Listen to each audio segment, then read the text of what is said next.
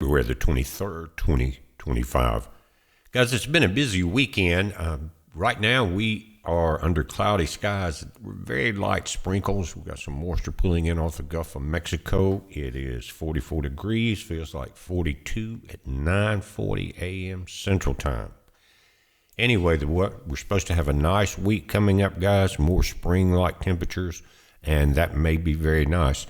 I think the seasons are slightly off. We've been watching that for a few years now. But anyway, what we're looking at here is there's been a battle in D.C., and we've all been very aware of it and watched a lot of it go down. But the battle's not over.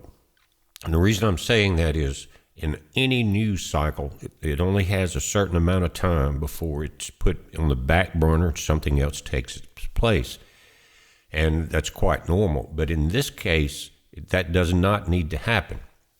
And I say that because when you finally get the enemy back on their heels, that's not the time to let up, guys. So if you are a watchman or you cover this stuff on YouTube, this is not the time to become passive with it, because people like you helped get the votes situated and focused in the last election, because you kept talking about it. You risked everything as far as your channel and things like that to make sure the message went out.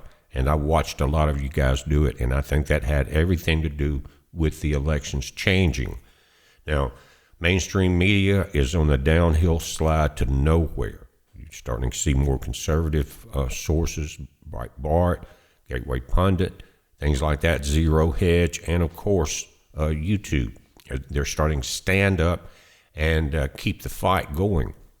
And so I know that a lot of people get burnt out on talking about the same subject, but this battle is not over. Again, with the first round, we won it so far, but it's a 12-round fight.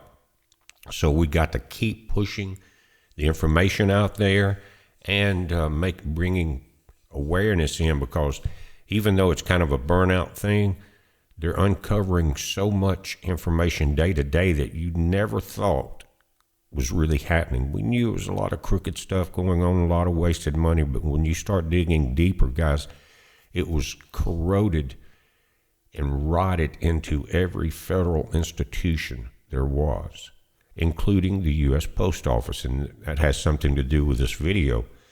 Now, I noticed I've been here most of my life, and the last 10 years, maybe 20 years, let me say that, because I've had a lot to do with shipping and other things, is they become very aloof, because it's a federal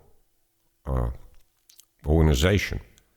And they were busted, remember, in the election before this one, carrying ballots around the nation, shipping mail-in ballots everywhere. Remember that? People getting busted, but then they were protected because of what's happened in the last 4 years. And even in our local small-town post office here, just the attitude of the employees, like they were beyond reproach, they were beyond the law, they were beyond losing their jobs. And they definitely, even here in the heart of MAGA country, the post office was libtarded. I'm not saying every one of them were, but the people that led it were, and they still are. But that's about to change, and a few other things are too. Let's read this. Check 1 2 1 2 1 2. Mic check. And if you ever been, and have you ever been to Boston? Get some coffee.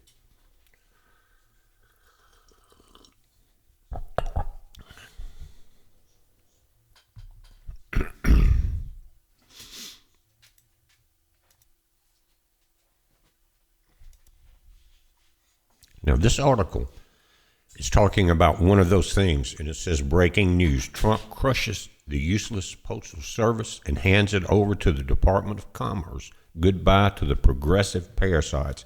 Guys, they were losing money every year, and that seems to be a trend. And looking at all the DOGE reports, every federal department, probably some state ones too, had developed these or had turned these departments, the post office, everything else, into a money laundering situation. Really bad. And then when you saw, again, 4 years ago, a guy drive an 18-wheeler full of illegal ballots state to state, and then he came forward and told the truth about it. You remember that? Post office. So we had problems there, and again, they thought they were untouchable, and many of us thought they were, until we saw the effect of prayer over this nation, to be quite honest with you. Things are changing. God has a mission for this nation, and it is to be the light of the world. You have to get that darkness out. That was what I was talking about at the beginning of this. Don't put it on the back burner now and let that slime creep back in. You got to keep the bleach on it, keep the light on it. USPS, the U.S. Postal Service, dissolving its leadership and merging it with the Department of Commerce. According to confirmed sources, the useless bureaucrats on the Postal Board and their teams of bootlickers will be fired immediately. It's about time someone brought order to that cesspool of inefficiency. Exactly right. Trump, with a steely vision, isn't messing around. In his own words, we want a postal service that works well and doesn't waste huge amounts of money.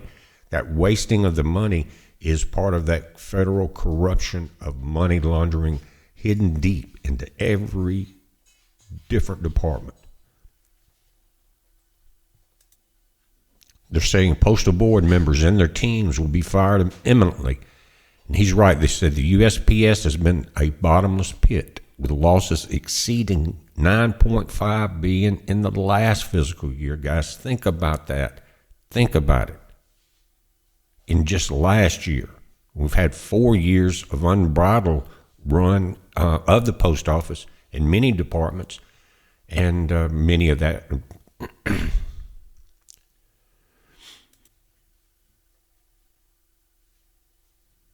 saying President Trump is preparing to dissolve the leadership of the U.S. Postal Service and merge the agency with the Department of Commerce.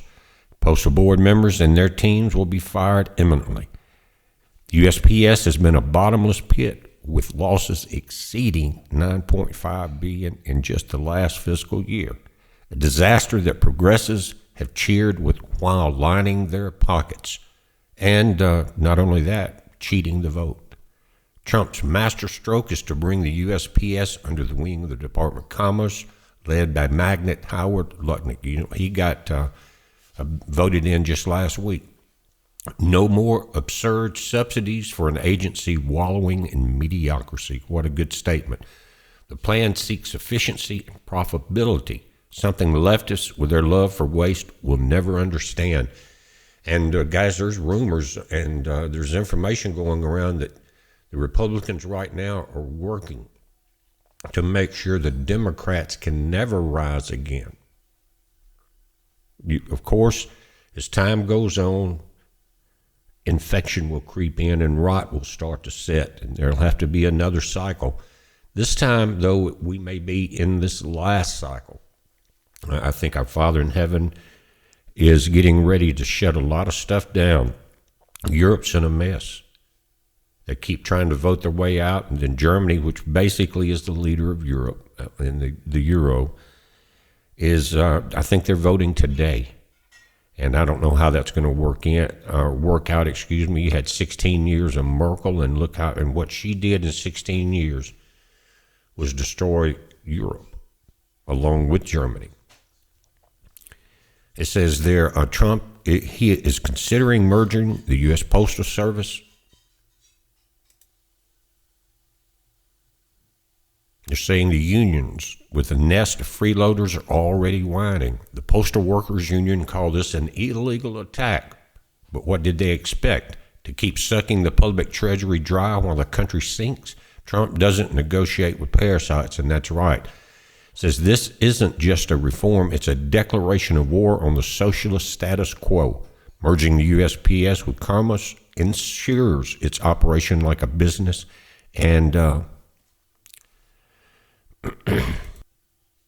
says this isn't just a reform, it's a declaration of war on the socialist status quo.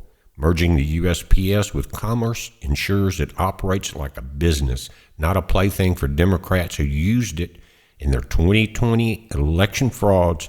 Goodbye to the mail-in voting. Also, Trump is saying he's tired of voting machines. He wants to go to paper ballots. It's just all the things, guys, that we thought about would really help the nation, that we thought we really never would see happen, not on such a wide scale. They're starting to happen now, so don't turn your back on this battle. Again, don't become complacent. Keep putting the info out, keep spreading the information, whether it's verbally, through a video, or whatever, guys. Just keep aware of everything. Make sure that people know what is going on. Keep the momentum driving. We can't stop now. We're on the edge of taking our country back and maybe getting a break on some of the crap that we've been seeing all of our lives. I read a story last night, the police commissioner of Boston. You said you doubled down on not helping the law enforcement officers of ICE. I'm coming to Boston. I'm bringing hell with me.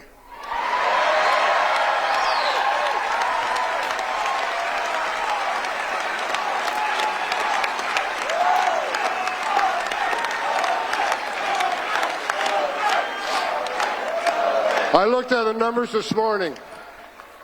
I stopped counting at nine